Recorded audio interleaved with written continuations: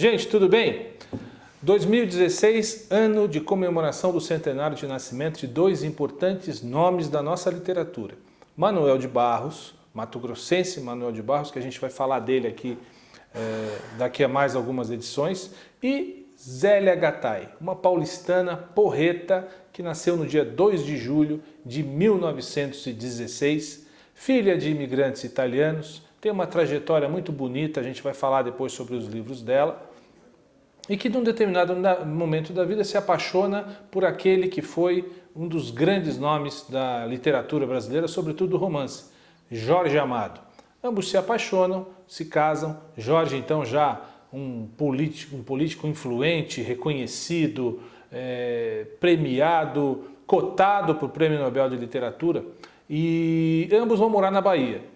Em Salvador, lá tem os dois filhos, a Paloma e o João Jorge, e lá eles vão morar na famosa Rua Alagoinhas, no bairro do Rio Vermelho, onde Jorge escreve grande parte dos seus livros.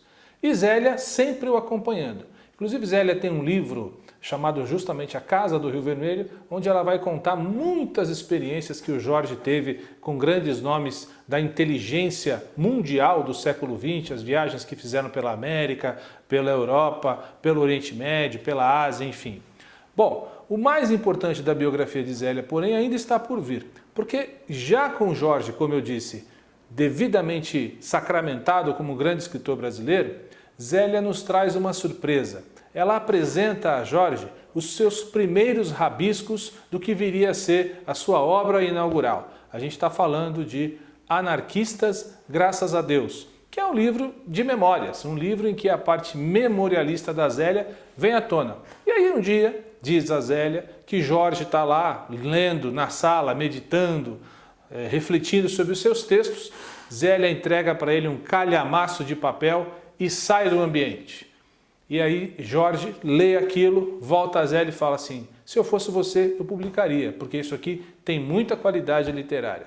A partir daí, a obra de Zélia começa a andar, Zélia começa a publicar outros livros, como o que eu já citei, A Casa do Rio Vermelho. Ela vai escrever Città di Roma, que é o nome do navio que traz os seus familiares da Itália para cá, e outros livros que a gente conhece, inclusive um que é super pouco comentado, mas é tão bom quanto toda a obra de Zélia, que é Código de Família, onde ela vai contar grande parte da história de vida da família Amado Gattai, das suas viagens, do nascimento dos netos, das travessuras dos filhos, das mudanças, às vezes traumáticas, de Salvador para São Paulo, de São Paulo para Salvador, as andanças pela América toda e como é para duas crianças conviver com grandes nomes da inteligência mundial, da intelectualidade mundial, como foi o caso dos filhos.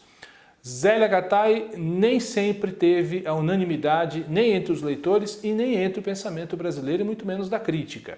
Muitos, inclusive, chegaram a dizer que a obra de Zélia Gattai é uma obra voltada para o público infanto-juvenil.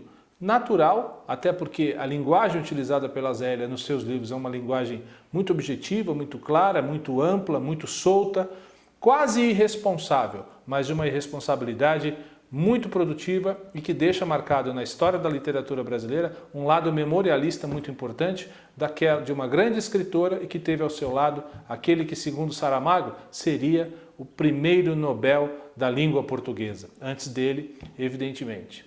Vale a pena a leitura, Zélia Gattai, centenário de nascimento, uma grande autora brasileira que precisa ser reverenciada e lida. Isso é que é o mais importante, tá bom? Um abraço, até a próxima.